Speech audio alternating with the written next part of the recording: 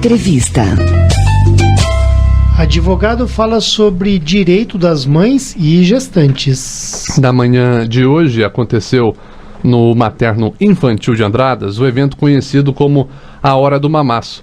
Mães e gestantes participaram de um gostoso café da manhã e depois de uma roda de conversa com profissionais da área de saúde. Além disso, as mulheres receberam orientações do advogado Marcelo Moura, que falou sobre os direitos que as pessoas que estão em vias de ter filho ou que acabaram de dar à luz possuem. E para falar sobre o assunto, o advogado está nos estúdios do Jornal da Cidade. Bom dia, doutor Marcelo, seja bem-vindo. Obrigado pela oportunidade, bom dia a todos, a vocês e a todos os ouvintes da rádio. Interessante, olha, eu queria ter estado nessa palestra na parte da manhã, viu, doutor Marcelo, porque é um assunto que diz respeito a todos, não é? Desde aquela que ainda está com o bebezinho no ventre materno, até aquela que já deu à luz. Vamos começar falando da gestante, não é? No Brasil se tem muito medo de ser mandado embora no momento da gravidez. O que o senhor pode falar sobre isso? Então, essa é uma questão até recorrente das mulheres que estão no mercado de trabalho, estão empregadas, né? Com relação ao medo da dispensa. É o medo, às vezes, de ficar grávida. Mas nessa situação, assim, a lei já tem uma proteção antiga, consolidada pela Constituição de 88, que é a proteção ao trabalho da mulher que está grávida. Então, assim, a partir do momento que ela fica sabendo que está grávida, ou por um exame, ou por ter ido no médico, é prescindível que ela faça comunicação ao seu empregador, no caso patrão. Muitas não falam. Mas é interessante fazer, porque é a partir dessa comunicação que passa a ter estabilidade no trabalho. É essa, assim, situações às vezes que ela não fala, algumas empresas aí eu já parto para outro lado, não faz às vezes o exame demissional corretamente. Então ela não consegue, às vezes o médico está na correria, não estou culpando o profissional, mas às vezes passa batido. Então assim, interessante é que ela pegue o atestado médico, leve ao patrão e fale, ó, comunique o estado de gravidez dela, para daí ela ter as proteções da legislação, tanto da CLT quanto da Constituição. E existe muito desrespeito à lei, ou seja, muitos patrões, ainda que conheçam a lei, insistem em demitir a mulher que está grávida? Tem alguns casos, sim. Apesar de estar bem consolidado, já não é tão grande igual tinha antigamente, porque a justiça do trabalho vem com a mão um tanto pesada nesses casos, né? E até indenizam, reintegram a funcionária no trabalho, de acordo com as situações de cada caso. Mas o imprescindível é que ela tenha essa comunicação, que faça um protocolo, entregue uma carta na empresa, ou até protocole o atestado lá junto ao departamento pessoal para garantir esses direitos. No caso Só um minutinho, Nélio.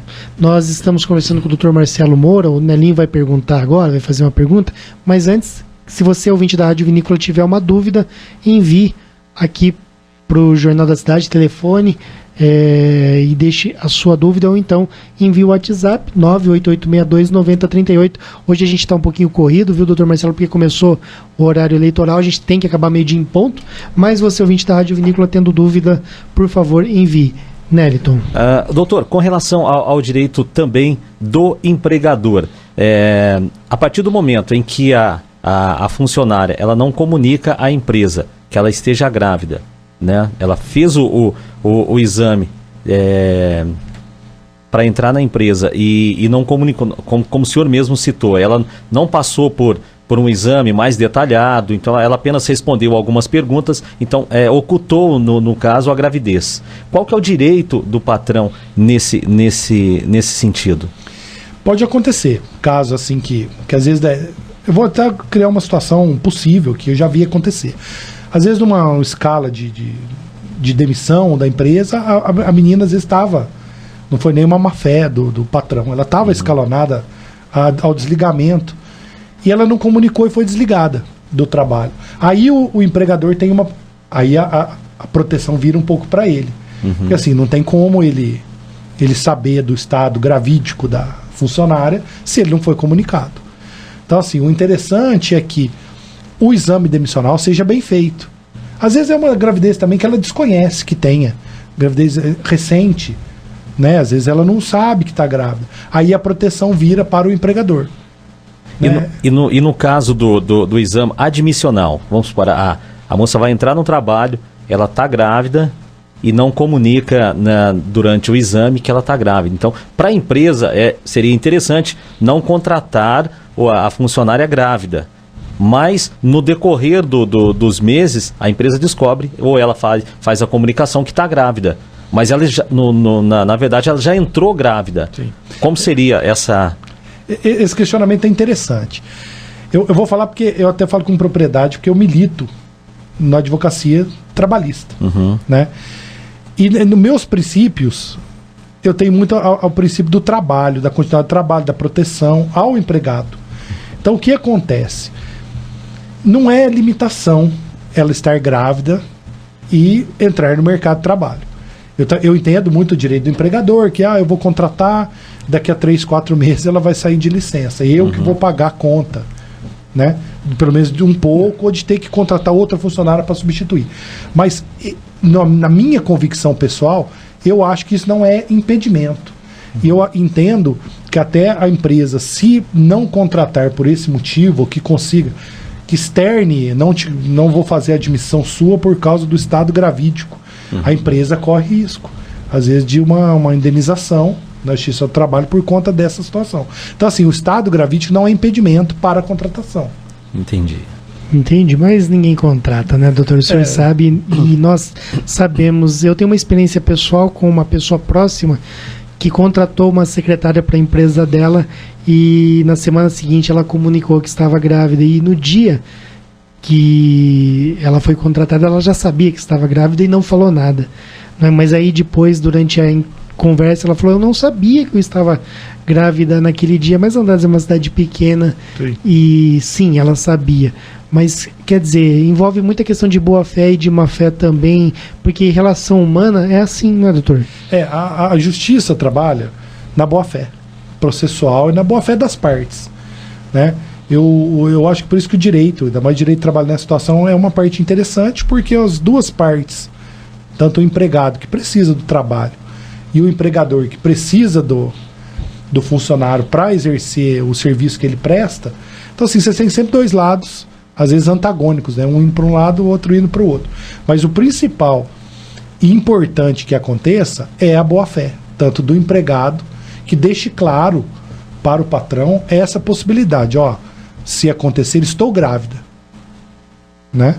E pro o cara que está contratando fazer avaliação, né? Às vezes de não demitir por este motivo, mas avaliar se ela é uma pessoa que é importante para a empresa dele.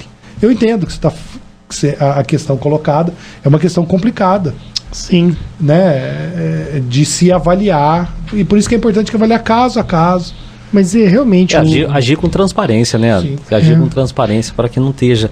para que não leve esse lado pro lado jurídico, né? Se resolva com bom senso, né? Exato. Sim. É uma tendência hoje que se resolva as coisas, assim, os conflitos que aconteçam na sociedade de uma forma de paz, né? Entre as partes. Às vezes, sem envolver a justiça, sem envolver o poder judiciário, que já está tarefado. Eu acho até, doutor, mas aí a gente vai começar a mudar de assunto.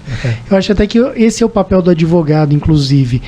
Alguém procura o advogado para entrar com uma ação e etc. Aí o advogado, ele chama a outra parte, promove ele, não precisa ser o juiz lá no fórum, ele promove uma sessão de conciliação ali com o seu cliente e com a outra parte já resolve ali. Mas eu percebo, isso já é um outro assunto, né? Sim. Que muitas vezes o advogado ele quer realmente o dinheiro do cliente, né? E isso é difícil de generalizar, porque cada caso é um caso. Por isso que eu falei muitas vezes, ou algumas vezes, e etc. E aí ele não aconselha o cliente a ter.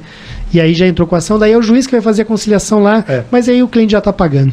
Mas eu acredito que num futuro próximo, é uma tendência da advocacia, da justiça. No futuro próximo nós vamos ver essa conciliação, essa situação mais aparente. Exato. A tendência é ir para esse caminho.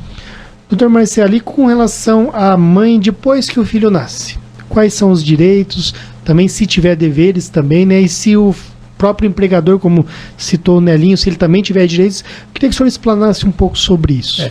Após o nascimento, ou muito perto do nascimento, o direito já passa a ser mais da gestante, da funcionária, do que bem do patrão. Então, assim, nisso gera duas situações. A primeira é a estabilidade, é o emprego. A partir do momento do parto, do nascimento, ela tem 5 meses de proteção, que é uma estabilidade contra a dispensa arbitrária. Né? Eu entendo que tem muito empregador, aconteceu muito antes, na época até da CLT, quando ela veio, década de 40, essa situação. Então, assim, hoje está mais claro. Então, tem o nascimento, 5 meses ela tem proteção do trabalho. Ao mesmo tempo, ela tem uma outra proteção, que é uma proteção previdenciária. Para as que mais das que trabalham, as que recolhem previdência, as que têm aquele carnezinho laranja, antigo, faz o recolhimento, ela tem a licença maternidade, que é de 120 dias, que se inicia 28 dias antes do parto e até 92 dias depois. Na verdade, 120. Então, assim, depois que ela sai, então é o que fica mais ou menos no popular, assim, ela tem 4 meses de licença maternidade, mais 1 mês de estabilidade. A grosso modo, é isso que funciona. É a estabilidade do trabalho, que é um direito trabalhista, e a licença maternidade, que é um direito previdenciário. Caso haja um acordo entre a empresa e a mulher, né? De repente ela ser desligada, cabe aí uma demissão rescisória? A única forma dela escapar, ou da empresa escapar dessa estabilidade, é que a empregada peça demissão, que a funcionária, por espontaneidade, peça as contas. Mas aí eu já acho que corre um risco o patrão, porque ela pode simplesmente chegar para ele e falar que, também estou criando uma situação hipotética. Não quero mais trabalhar porque eu quero ficar com o meu neném. Pede conta. Dali a pouco ela ajuiza uma reclamatória falando que ela foi forçada, que ela estava psicologicamente afetada, que estava triste, que tomou a decisão meio... A justiça protege o empregado. É estado puerperal? Puerperal. Acontece muito, esse caso acontece até mais que a demissão que você me perguntou da outra vez. Então, quando ela comunica a gravidez, ela às vezes não tem essa demissão. Mas ela às vezes, quando tem o neném, tem muito patrão que com 2 meses fala, você precisa de voltar, fazer um home office, entra no computador, responde um e-mail. Quer dizer, mesmo que o patrão tome a precaução de documentar esse pedido de demissão, ele pode se prejudicar depois. Pode ser prejudicado depois. Mas aí se correr o bicho pega e se ficar o bicho come. O interessante nesse caso é procurar um sindicato. Aqui em Andradas tem alguns, né? Ou que onde não tem o sindicato vinculado à empresa, deve ter, algum sindicato tem, ou ele está aqui em Andradas ou ele está em Poços de Caldas, que procure o sindicato, faça a homologação, mesmo com pouco tempo, perante o sindicato, perante o Ministério do Trabalho, para ter pessoas, órgãos públicos, acompanhando ela, para poder o patrão se proteger um pouco dessa situação. Interessante mesmo, não é? E muitas vezes, quando a mamãe ela quer sair do emprego, espera-se, são 6 meses? 5 meses. E ao final a empresa acaba mandando embora, até por comum acordo. É o mais comum, não é? É o mais comum, isso acontece. Aí sim ela perde a proteção, porque enquanto ela está no período de estabilidade, todo o ordenamento jurídico a protege. A partir do momento que sai desse período de estabilidade, ela tem um livre-arbítrio, né? Ela pode voltar ao trabalho. Pode voltar ao trabalho, pode sair. Muitas vezes ela pede para ser mandada embora. Às vezes pede para ser mandada. Hoje isso caiu um pouco. Né? Hoje, com a reforma trabalhista que entrou em novembro, criou-se um acordo com alguns requisitos legais, mas que o patrão e o empregado resolvem mutuamente encerrar o vínculo. Eu não quero mais, eu também não estava rendendo, com alguns direitos. Então acabou esse pedido que tinha antigamente, vamos fazer um acordo, isso acabou. Depois eu te devolvo a multa. Depois eu te devolvo. Que seria essa... Era uma simulação, isso aí era um risco violento para as partes. Que seria essa demissão rescisória, no caso, que eu citei? Na verdade, ou você pede demissão, ou você é desligado, ou você faz um acordo. Entendi. Esse acordo foi legalizado pela reforma trabalhista. Né? Até que aí nós vamos mudar muito de assunto. Mas é um acordo que veio justamente para abranger esse tipo de situação que existia antigamente. Ô, doutor Marcelo, hoje é a primeira vez que o senhor está comparecendo, mas vai voltar. Segunda vez já? Segunda vez, perdoe-me pelo lapso, mas vai voltar mais vezes, viu, doutor? Sim. Tá? Porque realmente eu acho que não vai faltar assunto. Eu acho que a única coisa que ficou, não sei nem se eu tenho não vai ser nem um minuto, que é o direito à amamentação. A gente acabou não falando sobre isso. Depois que a criança nasce, que a mãe que tem uma lactante, as empresas, eu até estou falando mais para as empresas que estão ouvindo do que até para as pessoas, ela tem que dar meia hora de amamentação na parte da manhã e meia hora da amamentação na parte da tarde, no local apropriado. Então, ou a criança sai da casa da funcionária e vai ao trabalho para ser amamentada, ou a funcionária, dependendo da localização, lógico, do imóvel, às vezes mora perto do trabalho, tem a sorte de morar perto do trabalho, que se desloque lá para fazer a amamentação. Esse é um direito, um dos mais importantes depois que tem o nascimento da criança, é o direito da criança ser amamentada. O duro é a cidade grande. Eu não sei se né, como é que fica o deslocamento, é inviável, né? Mas acontece. E essa é uma das principais proteções ao menor. Aí já não é nem a mãe, não é nem a criança, ao bebê. E quando que a empresa está obrigada a manter uma creche? Ou não existe uma previsão nesse sentido? Não tem uma previsão. A previsão dessa da amamentação é acima de 30 funcionários. A empresa tem que ter um local adequado, tranquilo, para que a mãe amamente. Menos de 30 não tem essa obrigatoriedade. Creche, você vai pegar empresas que estão às vezes alocadas na zona rural. Isso, aqui em Andradas tem algumas. Né? Mas não tem essa previsão que tem que ter um. Eu acho que deveria ter, viu, doutor? É mais uma segurança, às vezes, eu penso no sentido de a funcionária não se deslocar, não se atrasar para o trabalho. Até o patrão com uma visão de futuro, né? Interessante. Não, eu ia citar também, era no sentido disso mesmo, o número de.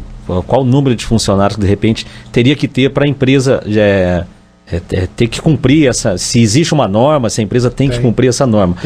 Porque isso já existe nos Estados Unidos. Nos Estados Unidos já existe. As empresas já têm os mamódromos, né, que já são próprios para esses fins. Então, aí eu não tenho informação se ainda no Brasil já foi implantado isso. Já tem, né? Já faz alguns anos e existe. Acontece muito das crianças irem ao trabalho das mães para poder fazer a amamentação, né? Porque às vezes tem até empresas que eles trazem as crianças para que as mães possam fazer a fazer a amamentação. Até das mães que estão presas, né, recolhidas aí ao presídio, tem essa possibilidade. Ela tem uma situação inusitada que a criança fica o primeiro ano presa junto com a mãe, mas justamente não pela mãe, pelo menor que precisa do leite. E a mulher encarcerada que tem um filho, qual é esse caso? É esse caso que eu tô falando. Assim? A criança fica presa junto com a mãe. O primeiro ano de vida dela, ela fica presa junto. Porque precisa da amamentação. Você não pode quebrar esse. Sim, legalmente ela tem que mamar. Então, assim, em vez da mãe sair, é a criança que vem para dentro da unidade prisional. Eu não sei aqui.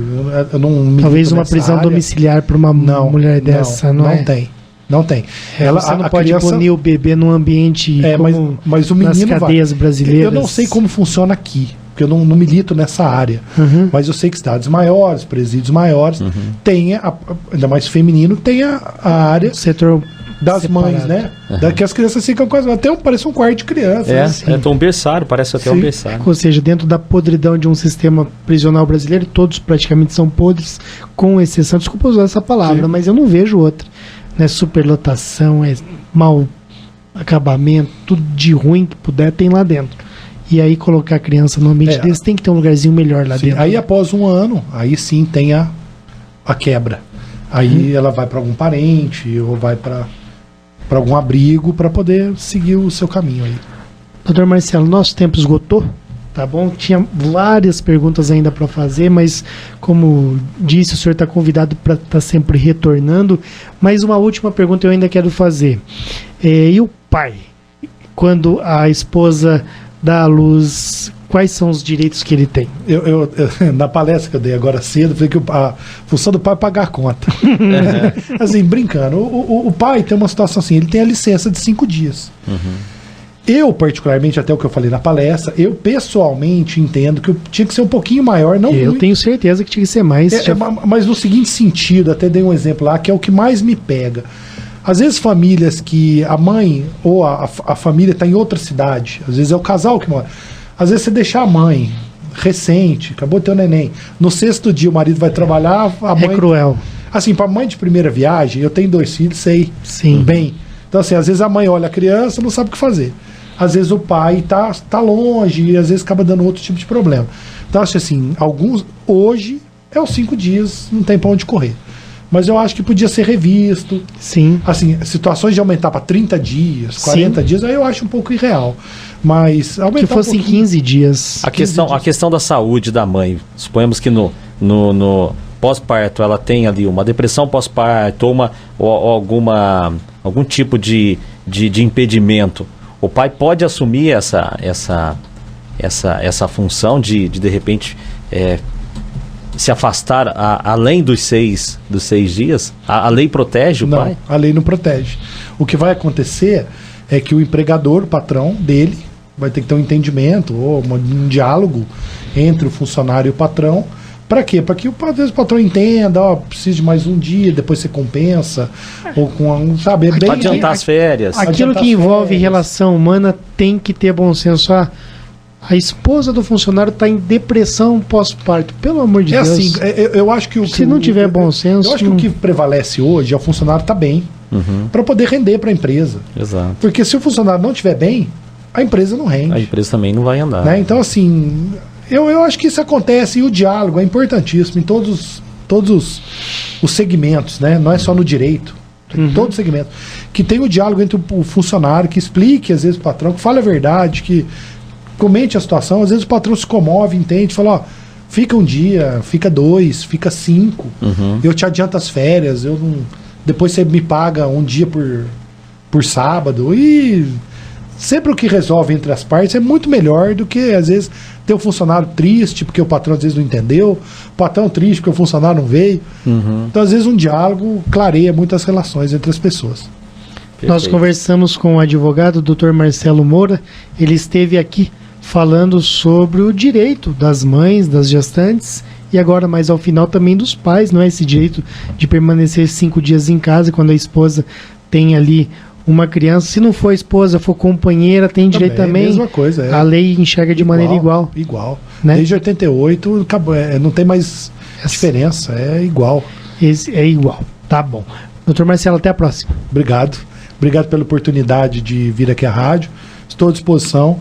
Além de advogado, eu milito na prefeitura, sou advogado do município. É junto com Então, o Dr. Juliano? Junto com o Dr. Juliano. É interessante. São Dr. dois Juliano, advogados? São 2. O Dr. Juliano é meu procurador-geral. Eu sou advogado concursado. Até queria mandar um abraço para ele, para Fabiana, que o pessoal do jurídico lá, que a gente trabalha. A Fabiana não é advogada. É advogada. Advogada, Então, quantos coordenadora. profissionais no total? São 3 advogados. Tem mais um advogado que funciona no CREAS. Tem estagiários, tem 2 auxiliares. A equipe é interessante, né? A gente trabalha bastante. Mas assim, mandar um abraço para eles que estão aqui e aproveitar, fazer uma parte, mandar um abraço para minha família que deve estar me ouvindo, certo. minha esposa, minhas crianças aí, que não é comum o pai estar na rádio, mas que manda um abraço para eles também. E se não falar, toma bronca. Toma bronca. Manda um abraço pra família. Daqui a pouco eu vou ligar o telefone do celular, já vem. Mas depois ouve também no site da Rádio Vinícola, Sim, se sim. perdeu, viu? Jornal da Cidade.